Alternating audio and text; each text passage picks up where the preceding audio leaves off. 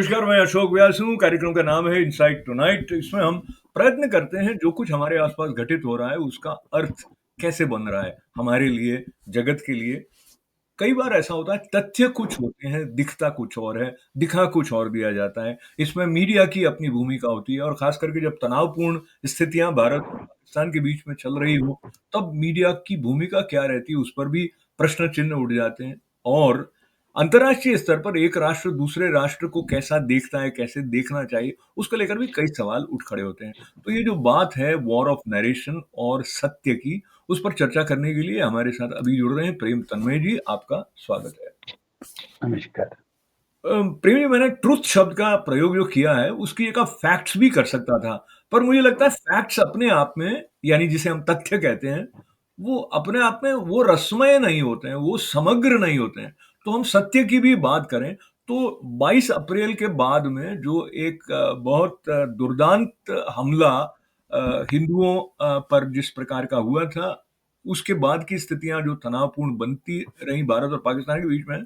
और मैं एक और स्वागत करते हुए अपनी बात को जारी रखता हूँ। हमारे साथ जुड़ गए हैं हरीश शंकर नारायण जी भी। तो आप दोनों नमस्कार। में चर्चा हरीश जी हम कर रहे हैं 22 अप्रैल के हाँ, बाद की जो स्थितियां बनी है उसमें जिस तरह हाँ। की छवि भारत की बनी है, उस परिप्रेक्ष्य में जाते हुए आपकी अनुमति से प्रेम जी, जब ऐसा लगने लगा था भारत में वातावरण में कि सबको लगा था भारत जीत रहा है और जिस प्रकार के हमले हो रहे थे, और जब आप घर में बैठे होते हो सीधा सीधा आप उस आपदा के बीच में नहीं होते हो, तो आप अपने एक टीम भारत की तरह देखते हुए भारत की विजय की कामना के साथ में जो उत्साह बनता है, फिर सहसा अमेरिका के राष्ट्रपति का ट्वीट आने से वो जो एक नरेशन वर्तमान नेतृत्व को लेकर भारत में बन रहा था, उसमें काफी परिवर्तन आया। हमने इसके बारे में थोड़ी चर्चा की है, लेकिन वो बहुत ही महत्वपूर्ण हो जाता है क्या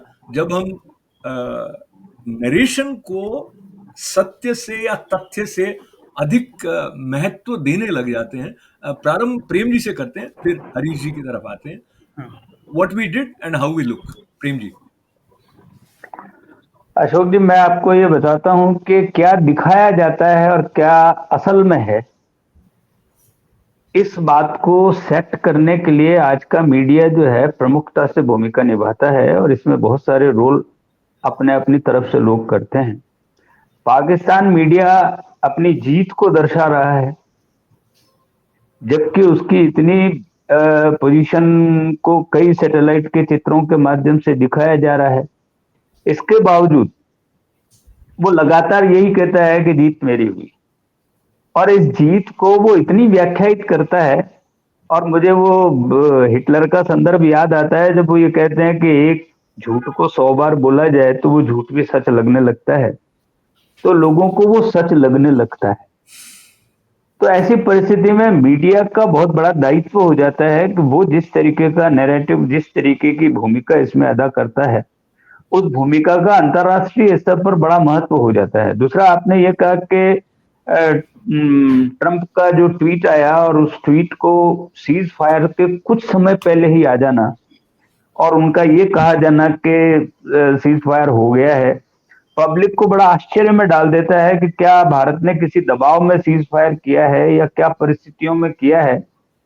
ये अगर अंतर्राष्ट्रीय स्तर पर किसी दो बड़े नेताओं के आपस में बातचीत होती है या किसी स्तर पर किसी बात को होता है, तो क्या उसे मीडिया के सामने जल्दी से लाया जाना क्या बहुत जरूरी होता है, या इसमें ये दिखाया जाने की कोशिश होती है कि देखिए मेरी मेरे इंटरवेंशन से ये कार्यक्रम इस तरीके से हो गया है। इससे कितनी छवि पर फर्क पड़ता है और इसका कितना अर्थ निकाले जाते हैं। इन सब बातों पर मीडिया क्या कहता है और इस संदर्भ में किस तरीके की स्थितियां सीज फायर के बाद की बनी, वो सब हम लोगों के लिए विश्लेषण के योग्य है। और लेकिन लगातार मोदी जी का जब एक भाषण हुआ, उससे पहले भी एक ट्वीट आ गया, तो मुझे आश्चर्य होता है कि ऐसे ट्वीट को किस तरीके से पब्लिक लेती है और फिर उसका जवाब कैसे देना है। इसके लिए आपने देखा होगा इंटरनेशनल डेलीगेशन बना है जो कि बाहर जाने के लिए उस तरफ तैयार है। आने से पहले मैं हरीश जी की तरफ, ये वाली जो स्थिति थी हरीश जी, जिसमें कई लोग बहुत खुलकर सरकार की और मोदी जी के नेतृत्व की आलोचना करते हुए उन दृढ़ता पर प्रश्न चिन्ह लगाने लग गए थे। तो ये जो होता है, नरेशन जिस तरह की छवि बना देता है, उसमें तथ्यों की अनदेखी ना हो, इसके लिए क्या किया जा सकता है? आपको लगता है कि हमें किसी भी निष्कर्ष पर पहुँचने के पहले थोड़ा और अधिक जाँच-पड़ताल करनी चाहिए, थोड़ा और अधिक चिंतन करना चाहिए? एक भारत के नागरिक के रूप में या किसी विश्व के नागरिक के रूप में इस बारे में आप क्या सोचते हैं? चिंतन तो करना चाहिए, एकदम ऐसे अनाउंस करने से चिंतन करके इसका क्या इफेक्ट हो सकता है वो सोच के करना चाहिए। जैसे ट्रम्प प्रेसिडेंट ट्रम्प का ट्वीट था, एकदम उन्होंने कर दिया तो ऐसा नैरेटिव बन जाता है कि उन्होंने ब्रोकर किया है पीस सीज फायर के लिए। जबकि मोदी जी ने कहा है कि ये सीज फायर नहीं है, ये ऑपरेशन सिंदूर को अंडर सस्पेंशन रखा है, या पॉज है एक। बट एक नरेशन बन गया और हमारे यहाँ अपोजिशन भी उसको लेके करने लग गया कि ट्रम्प ने कैसे कहा, ट्रम्प के प्रेशर में आके हमने सीज फायर कर दिया क्या। जबकि सरकार की तरफ से मिनिस्ट्री ऑफ एक्सटर्नल अफेयर्स की तरफ से प्राइम मिनिस्टर के स्पीच में उन्होंने क्लियरली बोला है कि सीज फायर नहीं है ये। और तो एक नरेशन बन जाता है, और ऐसे बाहर जैसे अपोजिशन के नेता भी हैं, उनको पहले ये सोचना चाहिए कि हम भारत हैं और हमको देश के हित में बात करनी चाहिए। तो ये जो फॉल्स नैरेटिव बन जाता है उसके लिए कुछ करना चाहिए, और मीडिया को भी इसके बारे में सोचना चाहिए कि एक पॉजिटिव कंट्री के हिसाब से एक पॉजिटिव रिस्पॉन्स होना चाहिए। जैसे अभी प्रेम जी ने भी बताया कि अब एमपीज डेलीगेशन जा रहा है 32 देशों में जा रहा है, कि इंडिया का क्या स्टैंड है, और इंडिया का ये जो फाइट था ये this is against terrorism not against any country. तो वो एक नैरेटिव उसको हमको एक ये दूसरे कंट्रीज को भी समझाना है कि ये हम किसी के युद्ध के लिए नहीं, but we are fighting against terrorism. And who other than India can explain this, because India has suffered a lot for the last 3 decades about terrorism. And US also knows about terrorism, because US में भी काफी issues हुए हैं terrorism को लेके, जैसे 9/11 ही ले लीजिए, इतना बड़ा हादसा हुआ था। तो सारे कंट्रीज को मिलके सपोर्ट करना चाहिए। तो ये मोदी जी की तरफ से भी एक अच्छी पहल है कि एमपीज डेलीगेशन उन्होंने सेलेक्ट किया है, और उसमें सारे पार्टीज मिले हुए हैं, सब पार्टीज को एमपीज को लेके ये डेलीगेशन बनाया है। वो एक बहुत ही अच्छा इनिशिएटिव है। और ऐसा ही एक इनिशिएटिव शायद आपको याद होगा, पहले नरसिम्हा राव जी ने भी किया था, वाजपेयी जी को भेजा था यूनाइटेड नेशंस के उसमें। तो ये एक अच्छी ये है कि इंडिया का क्या स्टैंड है इस बारे में, और एंटी टेररिज्म के बारे में क्या स्टैंड है, उसके हिसाब से ये है अच्छा ये है।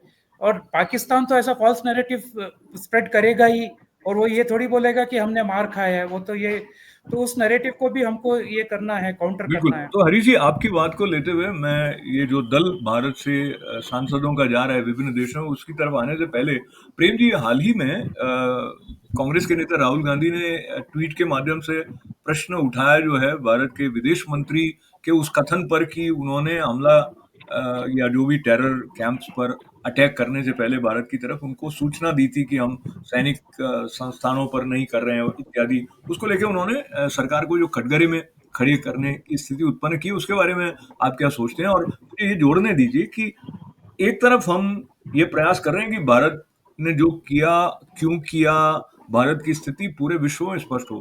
दूसरी तरफ हम प्रमुख नेताओं के द्वारा जब इस तरह के वक्तव्य आते हैं, दोनों को कैसा आप देखते हैं, इनके बीच सामंजस्य? प्रेम जी। मुझे बड़ा आश्चर्य हुआ जब मैं राहुल जी के स्टेटमेंट को सुन रहा था। मुझे तो आश्चर्य ये होता है कि ये चेतावनी तो बहुत समय से दी जा रही थी। जिस दिन इनका अटैक आया, जिस दिन इन्होंने हिंदुओं के ऊपर अटैक किया था पाकिस्तान के प्रायोजन से, उसी वक्त से ये तय हो गया था कि भारत वापस इसका जो है जवाब देगा। इसमें नया क्या था? लेकिन राहुल ने नए तरीके से विदेश मंत्री की बात का रेफरेंस देते हुए, जैसे हमने पहले सूचना कर दी थी कि हम आपके सेना के ऊपर आक्रमण करेंगे, तो इस सेना पर आक्रमण करेंगे, ये तो मोदी जी के लेक्चर में स्पष्ट हो गया था कि आतंक और सेना वहां अलग अलग है ही नहीं। इसमें क्या नई बात आई थी? लेकिन इस नई बात को नए तरीके से पेश करके एक प्रश्नवाचक चिन्ह बना करके खड़ा करना, और फिर उसको सारे विरोधियों द्वारा उछाले जाना, मुझे तो ये बात समझ में नहीं आई कि ये बात तो पहले ही तय हो गया था। मोदी जी के भाषण में ही ये हो गया था कि हम सेना और आतंकवाद को अलग नहीं कर रहे हैं, वहां पर सेना का सपोर्ट है आतंकवाद को। तो आप ये समझ लीजिए कि हमारा हमारा जो है उनकी की नोट पर हम लोग जो है आक्रमण करेंगे, या हमें उसे उसे टारगेट करेंगे। अगर हमारा टारगेट आतंक है, अगर उसमें सेना होती है तो हमारा उसके अंदर कोई कारण नहीं है कि वो अगर आतंक को सपोर्ट करती है तो वो भी हमारे टारगेट पर होंगे। तो प्रेम जी और हरीश जी, कई बार ऐसा होता है कि बात के कहने का टोन कैसा होता है, बात कैसे कही जाती है, उससे उसका अर्थ भी बदल सा जाता है। जैसे हाल ही में अपने एक संबोधन में राहुल जी ने प्रधानमंत्री नरेंद्र मोदी के बारे में जिस तरह की भाषा का प्रयोग किया, उसको मैंने कहा था, और उसके अलावा जो उनका बॉडी लैंग्वेज था, वो जो एंग्री यंग मैन वाली में अमिताभ बच्चन की होती थी, उस तरह से कि जैसे मैंने उसको कहा, मतलब सम्मान का भाव जो मोदी जी के प्रति बहुत सारे लोगों में है, वो भी उससे आहत हो जाते हैं कि भाई ऐसे कैसे बोल रहा है ये। तो हरी जी, आप क्या सोचते हैं जब हम नरेशन बिल्ड करने की बात कर रहे हैं, अब हम इसको एक तरह से एक अलग स्टडी की तरह ले रहे हैं, तो कांग्रेस के नेता एक नरेशन बिल्ड करना चाहते हैं जिसमें वो सरकार को कटघरे में खड़े करने के साथ साथ अपनी श्रेष्ठता या हमने क्या कर दिया वो स्थापित करना चाहते हैं। वो किस हद तक इस तरह के हाव भाव से जो अभिव्यक्ति करते हैं, वो कितना लोग उससे प्रभावित होते होंगे, आप क्या सोचते हैं? वो एक तो उनको ये है कि हर हालत में चाहे अच्छा काम क्या हो, क्यों मोदी जी को ब्लेम करना है, गवर्नमेंट को ब्लेम करना है, वो एक उनका इंटेंशन है, चाहे वो रीजन कुछ भी हो उसके बारे में। अब जैसे प्रेम जी ने बताया कि मोदी जी ने तो पहले ही कहा था कि हम इसका बदला लेंगे, और बिहार में एक रैली में भी उन्होंने बताया था कि हम आतंकवादियों के से ये लेंगे, हम एक्शन लेंगे उनके अगेंस्ट करके। तो ये तो कोई नई बात नहीं थी। और जब 6 और 7 की रात में जब एक्शन लिया था, जब 9 टेररिस्ट उनको अटैक किया था, तो उस टाइम में एक्चुअली मिलिट्री प्रोसीजर ये होता है, कंट्री टू कंट्री जब मिलिट्री एक्शन होता है किसी दूसरे कंट्री में, तो जो इंटरेक्ट करते हैं, जैसे इंडिया और पाकिस्तान का डीजीएमओस के बीच में इंटरेक्शन होता है, तो जैसे ही एक्शन हुआ था, बम्बार्डमेंट हुआ था 9 जगहों में, तो डीजीएमओ ने उनको इन्फॉर्म किया है कि हमने टेररिस्ट इसको अटैक किया है करके। तो ये कोई ऐसा नहीं कि हमने पहले बता दिया था कि उनको ये जगह पे हिट कर रहे हैं, आप हनी जी, संभाल एक लो। एक और बात उठकर आती है। भारत ने, प्रेम जी, मुझे नहीं लगता आधिकारिक तौर पर ये कहीं घोषणा की है कि हमारे इतने विमान पाकिस्तान के द्वारा नष्ट कर दिए गए। वो तो पाकिस्तान ही कह रहा है। तो आपको नहीं लगता है कि वो पाकिस्तान की बात को लेके भारत से सबूत सबूत मांग रहे हैं इस कंटेक्स्ट में? मुझे बहुत आश्चर्य होता है कि जब पाकिस्तान ने कहा कि भारत के हमने इतने राफेल विमान गिरा दिए 5, और उसके बाद में फिर प्रश्न खड़ा हुआ वहां के मीडिया ने, जब इंटरनेशनल मीडिया ने उनसे प्रश्न किया तो उनके विदेश मंत्री ने कहा कि हमारे पास में कोई प्रूफ नहीं है, मीडिया के माध्यम से हमने इस बात को लिया है। जब वो आदमी भी कंफर्म नहीं है तो राहुल जी कंफर्मेशन भारत सरकार से मांग रहे हैं। अगर ऐसा होता तो भारत सरकार खुद ही क्यों नहीं कहती कि नुकसान हमारा हुआ, उसमें ये हुआ, और इस तथ्य को क्या इंटरनेशनल मीडिया नहीं दिखाता? जैसा कि इंटरनेशनल मीडिया उनके भारत के 9 जगह पर जहां जहां पर भारत ने टारगेट किया था उसको इंटरनेशनल मीडिया भी दिखा रहा है। तो आजकल तो सैटेलाइट के माध्यम से आपके घर की छत तक दिखाई देती है, तो क्या अटैक की जगह नहीं दिखाई देती है? आप फॉल्स फॉल्स स्टेटमेंट कब तक देकर के चला सकते हैं? अब मुझे समझ में नहीं आता कि ऐसा प्रश्न, जिस प्रश्न का उत्तर देने की कोई जरूरत नहीं होती, वैसे प्रश्न क्यों किए जाएं? और ये वक्त है ऐसे प्रश्न करने के और जिस समय। ये दूसरा हाँ, क्या, मैं ऐसा सोचता हूँ हरीश जी, अगर इस तरह की कुछ बातें हैं, तो वो भी नेता हैं, वो भी सांसद हैं, तो वो उनको सीधा सीधा पूछताछ करें, पर उनको उसका उत्तर नहीं चाहिए, उनको छवि खराब करनी है। बात नरेशन की है, बात फैक्ट्स की हाँ, नहीं है, बात हुआ क्या है सत्य की नहीं है, बात नरेशन की है। तो अब कौन कैसे नरेशन बिल्ड करता है, ये भी एक आर्ट है। उसको लेते हुए हम सबने ये देखा कि जब स्थिति ऐसी हुई कि भारत के पक्ष को स्पष्ट करना था, तो शशि थरूर जो कि कांग्रेस के साथ जुड़े हुए हैं, पर वो सरकार के समर्थन में बल्कि सराहना में जिस तरह से मुखरित हुए, उसको लेकर बहुत लोग संतुष्ट भी हुए। पर जब सरकार ने ये सांसदों के दल भारत की स्थिति स्पष्ट करने के लिए विदेश में कई देशों में जाने की बात करते हुए कांग्रेस से 4 लोगों के, सांसदों के नाम मांगे या प्रतिनिधियों के, तो उसमें शशि थरूर का नाम नहीं था। ये वाला जो पूरा एक प्रसंग है, जिसमें भी आपको लगता है कि कांग्रेस जिस जिस तरह से आंतरिक रूप में भी कहीं ना कहीं कुछ ऐसा लगता है कुछ मिसिंग लिंक है कहीं। पहले प्रेम जी की सुनते हैं, ये शायद हमें छोड़कर ये किसी और अन्य कार्य में चले जाएंगे, फिर हरीश जी की तरफ आते हैं। जी प्रेम जी। हाँ, हाँ, मेरा ये कहना है कि हर दल, जैसे कांग्रेस अपने भीतरी कलह में वो ऐसे किसी व्यक्तित्व को आगे नहीं आने देना चाहती जो राहुल के ऊपर कहीं पर भी भारी पड़ जाए, ऐसा दिखाई देने लगता है। तो यहां पर भी शशि थरूर क्योंकि वो महत्वपूर्ण हो जाएंगे, उनकी चर्चा ज्यादा होगी और राहुल जी से बर्दाश्त नहीं होगा। अब ममता जी ने भी एक स्टेटमेंट दिया कि हम अपना नेता, हम अपना आदमी, हम अपना प्रतिनिधि खुद तय करेंगे, भारत सरकार तय नहीं करेगी कि हमारे में से कौन आदमी जाएगा। अब आप सोचिए कि ये कितना जो है वो मूर्खतापूर्ण निर्णय है। भारत सरकार अगर तय करती है कि इन व्यक्तियों को जाना है, आपके दल के अगर किसी व्यक्ति को चुना है तो प्रसन्नता की जगह आप अपनी ये बात करके नाराजगी व्यक्त करें कि नहीं ये नहीं होना चाहिए हमारी तरफ से, तो ये होना चाहिए। अच्छा, मुझे आश्चर्य होता है इस बात का। बेसिकली ऐसा हुआ हरीश जी और प्रेम जी, मैंने जितने इंटरव्यूज देखे शशि थरूर जी के, मुझे लगता है भारत की तरफ से पक्ष को स्पष्ट करने वाला एक ही व्यक्ति था। प्रधानमंत्री तो बोल नहीं रहे थे, विदेश मंत्री भी बोल नहीं रहे थे, तो भारतीय पक्ष को विदेशी संचार माध्यमों में भी स्पष्ट करने वाले एकमात्र शशि थरूर ही, तो उनका तो जाना बनता ही बनता है।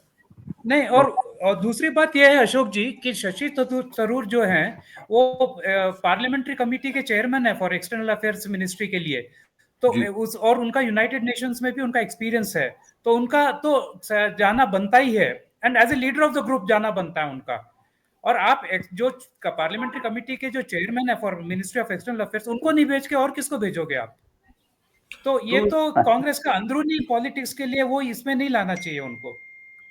ठीक है, एक्चुअली उनका क्या हुआ अंदरूनी कि वो अलग बात अलग है वो, जी, तो बट ये आप जाने कंट्री को रिप्रेजेंट कर रहे हैं, जी, एंड तो ही इज अ जाने गुड अनजाने प्रेम ओरेटर जी आल्सो। जी, तो जाने अनजाने प्रेम जी कुछ इस तरह का नरेशन बिल्ड हो गया कि जो जनमानस सोचता है कांग्रेस की जो चिंतन शैली है वो उससे अलग जाकर सोचती है। क्योंकि आप अगर कहीं भी बैठे होते भारत में और आपको अगर कुछ लोगों को भेजना, आप भी कहते शशि थरूर को भेज दो, क्योंकि अभी वो हाँ, जिस तरह के एक अच्छे बैट्समैन समझ लीजिए। नहीं नहीं, और शशि थरूर जिस तरीके से अपनी बात को एक्सप्रेस कर सकते हैं इंटरनेशनल मीडिया के सामने, उसके लिए कांग्रेस में सबसे उपयुक्त व्यक्ति यही दिखाई दे रहे थे। तो मैं क्विकली दूसरा एक और नाम जो कि बहुत अधिक लोगों को आश्चर्यचकित करने वाला है, वो असदुद्दीन ओवैसी जो हैं, वो जिस प्रकार से बोल रहे थे वो ऐसा लगता था पूरा एक भारतीयता का भाव, और उन्होंने बल्कि एक समय में ऐसा भी कहा कि सिर्फ वहां पे अटैक करके वापस नहीं आ जाना, वहां पे बस ही जाओ, ये जो भी है। तो उनका जो एक ओरिएंटेशन था वो इस अलाइनमेंट में था कि भारतीय मन क्या सोच रहा है अभी। उसको आप कैसे देखते हैं प्रेम जी, क्योंकि बाकी की सारी बातें उनकी सरकार विरोधी या मोदी विरोधी या कई बार हिंदू विरोधी रही है। मैं ये जानता हूं कि ओवैसी जी भारतीय मुसलमान के लीडर होने के साथ साथ में उनको एक अवसर मिल रहा था कि इंटरनेशनल मुस्लिम से भी उनका संपर्क बढ़े। शायद इसलिए उन्होंने इस योजनाबद्ध तरीके से अपनी बात को इस तरीके से कहना शुरू किया होगा, और उसका लाभ उन्हें मिल रहा था और उसका लाभ उन्हें मिला। मिलेगा भी। क्योंकि हमारे यहाँ पर जब मुसलमान पाकिस्तान की क्रिटिसाइज करता है तो वो प्रमुखता से देखा जाता है, क्योंकि ये अमूमन ऐसा होता नहीं है। तो ऐसा होता हुआ देखा गया तो लोग आश्चर्य में पड़ गए, और ये मैं मानता हूं कि ये आश्चर्य की बात थी कि उनके वक्तव्य इस तरीके के आते रहे। तो इस बात को लेकर हम थोड़ा और आगे चलते हैं। जिस तरफ हम अब जाना चाहते हैं वो बहुत महत्वपूर्ण बात आर्थिक दृष्टि से भी हो जाती है। एक देश के पास कितने संसाधन है, वो आर्थिक रूप से कितना शक्तिशाली है, ये जब युद्ध की स्थिति आती है तब भी पता लगने लग जाता है। तो प्रेम जी, आप जाने से अगर आपको किसी कार्य के लिए जाना है हाँ, मुझे निकलना है। तो इसके बारे में टिप्पणी करें कि ये जो आर्थिक शक्ति के रूप में भारत का उभरना भारत की सुरक्षा की दृष्टि से कितना महत्वपूर्ण है। देखिए अशोक जी, अगर अंतरराष्ट्रीय दृष्टि से भारत पर आक्रमण को लेकर के सोचें तो इसमें चीन और इसमें अन्य देशों की भूमिका में उनको बिल्कुल नहीं लगता है कि भारत आर्थिक दृष्टि से अगर ऊपर उठता है तो उसका नुकसान किसे किसे हो रहा है। उसका नुकसान हो रहा है, भारत अगर आर्थिक दृष्टि से ऊपर उठता है तो उसका नुकसान चीन को होता है, उसका नुकसान उन देशों को होता है जो बड़े रूप में अपने को व्यापारिक संस्थान है। उस व्यापारिक संस्थान में अमेरिका भी है, उसमें चीन भी है, और उसमें अन्य वो देश भी हैं जो कि हथियार बेचते हैं या किसी तरीके से किसी व्यक्ति के व्यापारिक संबंधों से होता है। भारत अगर आर्थिक स्थिति में इस संबंध में अगर आर्थिक रूप से मजबूत होता है तो उसके दुश्मन बढ़ जाते हैं। और यहाँ पर यही स्थितियां यहाँ पर हो रही है कि भारत को हर तरह से चीन जैसे सबसे ज्यादा चाहता है कि भारत पाकिस्तान में उलझा रहे और मैं अपनी आर्थिक स्थिति को मजबूत कर लूं। तो तो इस प्रेम नैरेटिव में मोदी जी फंसे नहीं। मैं जी तो यह मानता हूं कि सीज फायर के अंदर इस तरीके का सोच भी रहा होगा। प्रेम जी, आप जाए उससे पहले एक शेर सुनते जाएं। और वो हालात जो इस तरह के बने हैं, भारत जैसी स्थिति में आए, तो किसी ने कहा कि उसके दुश्मन हैं बहुत, आदमी अच्छा होगा। तो चलिए, अभी इस तरह की स्थिति है। तो बिल्कुल प्रेम जी को बिल्कुल। करते हैं विदा, और अच्छा हम जी। जारी रखते हैं जो हमारे बैंक से अनुभव आपका है, हरीश जी, उसके चलते। जिस समय आपने, एक तो राष्ट्रपति ट्रंप ने 3-4 बार इस बात को दोहराया, वो टैरिफ वाला जो एक मसला चल रहा है वो तो अपने स्थान पर है ही है, पर साथ ही उन्होंने कहा कि उन्होंने भारत और पाकिस्तान को कहा कि we will do good trade, और ऐसा करके दोनों मान गए। तो हालांकि ये बात मानने में नहीं आती। फिर उसके बाद में उन्होंने जो एप्पल के प्रोडक्शन के बारे में अपनी अप्रसन्नता टिम कुक को जाहिर की, उस सबको आप कैसे देखते हैं? इसमें ऐसा लगता है कि जो भारत और अमेरिका के बीच में जो संबंध विकसित हुए थे, और मोदी मेरे मित्र हैं, या मोदी जी कहते हैं ट्रंप मेरे मित्र हैं, ऐसा लगता है वो मित्रता कहीं पीछे छूट गई और कुछ नई कहानी नैरेटिव टाइप से ऐसा लगता है कि सामने आ रही है। कैसे देखते हैं आप इसको?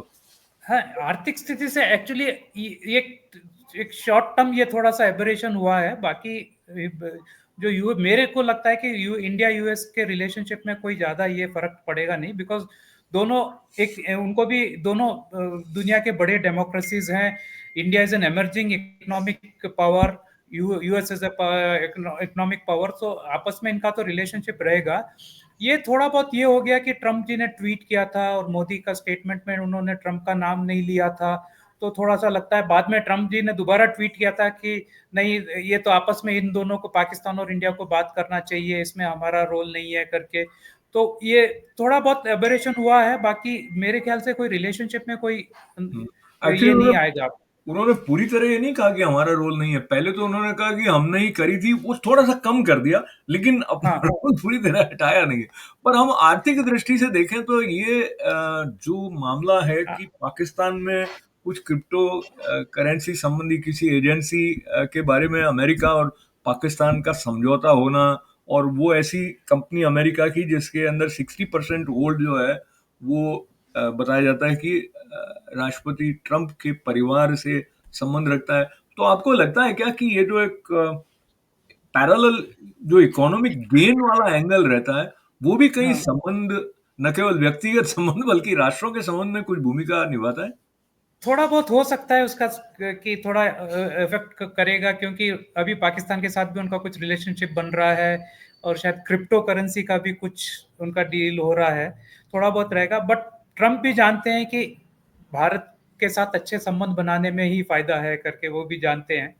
और हो तो ये तो एक आध ये हुआ है, पाकिस्तान को भी थोड़ा बहुत उन्होंने फुसलाया है कि ये करके।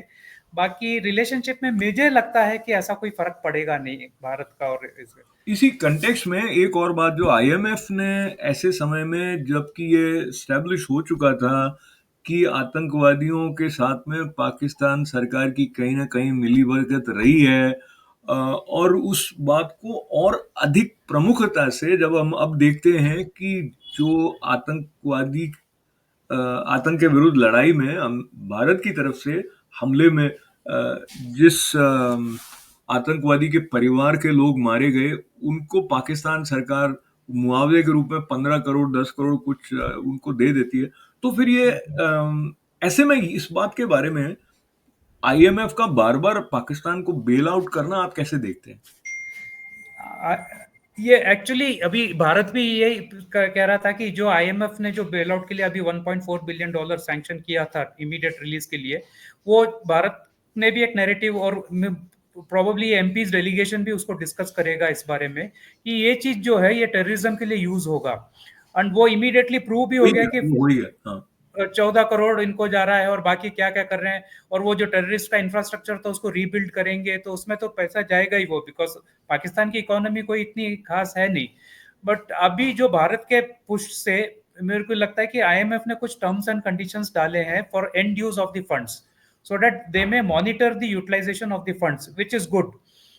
अगर मॉनिटर ये कहीं डाइवर्ट हो रहा है फंड, तो आईएमएफ को भी रेकमेंड करना चाहिए कि Pakistan should come into FATF grey list में आने के लिए, बिकॉज जो डेवलपमेंट के लिए किसी पर्पस के लिए जो फंड दिया है, अगर वो टेररिज्म के लिए यूज हो रहा है, तो I mean that Pakistan has to be put under watch list of FATF. तो हरीश, समय कम है। एक तो मैं बहुत सारे रक्षा विशेषज्ञ जो अंतर्राष्ट्रीय स्तर पर जिनके नाम हैं, उन सब ने भारत की सामरिक क्षमता और ये जो मॉडर्न वॉरफेयर है उसमें किस तरह से मिसाइल्स के अटैक को न्यूट्रलाइज करने की स्थिति में भारत पहुंचा है, वो सभी लोग उसकी सराहना कर रहे हैं। पर ऐसा लगता है कि भारत में इस बात को लेकर उतना गर्व या उतना सम्मान का भाव या है कि नहीं है? आपको क्या लग रहा है? Actually as a common man, लोगों को बड़ी खुशी है कि भारत में कैपेबिलिटी है, भारत के अपने जो डिफेंस इक्विपमेंट जो प्रोड्यूस कर रहा है उसका रिजल्ट भी अच्छा आया था, जैसे आकाश तीर है, ब्रह्मोस मिसाइल का है, and fortunately I should be happy to tell that उसके जो स्टार्टअप्स हैं वो बैंगलोर पे स्टार्टअप्स हैं डिफेंस के बाद। तो जी हरीश, समय ये कहता है कि विदा लेने का समय आ रहा है। बहुत संक्षिप्त में मैं आपसे ये जानना चाहूंगा कि जो मेड इन इंडिया वाली बात है वो, और ये जो भारत और पाकिस्तान के बीच का जो तनाव से जो स्थितियां उत्पन्न हुई, और मैं इसको कहूंगा कि सौभाग्य से वो कम समय में ऐसा हुआ है कि फिलहाल उस पैमाने पर युद्ध नहीं पहुंचा। तो ये कहीं भारत की जो विकास यात्रा चल रही है आर्थिक दृष्टि से, उस पर क्या असर डालता आपको दिख रहा है? और भी बहुत सारे कॉम्प्लिकेटेड जियोपॉलिटिकल सीन निकल कर आ रहे हैं, तो how do you see India moving ahead as target for economic development? India, I think only thing is India may increase the budget layout for defense and defense production. Domestic, and a lot of research work is also going on in the defense. Many startups have come up in the defense manufacturing. But Indian economy, my feeling is that it will grow. Indian economy and defence sector में भी Indian economy grow कर रहा है और बाकी आर्थिक इसमें भी ग्रो कर रहा है। ठीक है, छोटा मोटा ये है कि हम टर्की के साथ ट्रेड रिलेशनशिप बंद कर दिए, बांग्लादेश के साथ हो रहा है, वो चलता है, but overall if you see this scenario, I see there is good prospect for growth of Indian economy, and Indian economy is on the way to become the third largest, and that is why many developed countries don't like India's progress on this, but I feel Indian economy will grow. That's my take. तो हरी जी, एक line का question है और वो battlefield पर नहीं होके economic front से कनेक्ट करके मैं आपको पूछ रहा हूँ, हाउ इज द जोश? जोश इज हाई। तो इस हाई जोश के साथ में हम कहीं ना कहीं हारमोनी बनी रहे ऐसी प्रार्थना करते हुए। लेकिन मैं आपको एक चीज बताऊं, जैसे मैं ऐसे ही बात कर रहा था मेरे फ्रेंड से, हमारा एक बैंक वालों का ग्रुप है कि एमपीज डेलीगेशन का एक क्या कौन से कंट्री में जा रहा है, एक एक्सेल में एक हमारे सीनियर हैं खरबंदा जी करके, वो अभी ट्रेनिंग एंड डेवलपमेंट सेंटर में समय कम जी। हाँ, तो उन्होंने है ना, मैं बात करते करते 2 मिनट में एक्सेल भेज दिया कि कौन से एमपी किस कंट्री जा रहे हैं, कौन है मेंबर्स, कौन है लीडर करके 2 मिनट में उन्होंने एक्सेल बना के भेजा। तो he was so passionate about this. Very good, I just wanted to mention about that. Absolutely. तो सभी के अंदर जोश है, बात वहां पर पहुंच जाती, तो जोश हाई है, चाहे बात इकोनॉमी की हो, चाहे सेल्फ डिफेंस की हो, चाहे इंटरनल सिक्योरिटी की हो या एक्सटर्नल सिक्योरिटी की हो। One more just want to put up कि पेट्रियोटिज्म भी बहुत बढ़ रहा है इंडिया में। फिर से कहें? इंडिया में जो पेट्रियोटिज्म है वो काफी बढ़ रहा है, काफी ज्यादा है लोगों में। Wonderful. So on that note, Bharat माता की जय जयकार करते हुए साथ जुड़ने के लिए धन्यवाद। आपका भी मंगल कामनाओं के साथ आभार। अनुमति दें। नमस्कार। Thank you.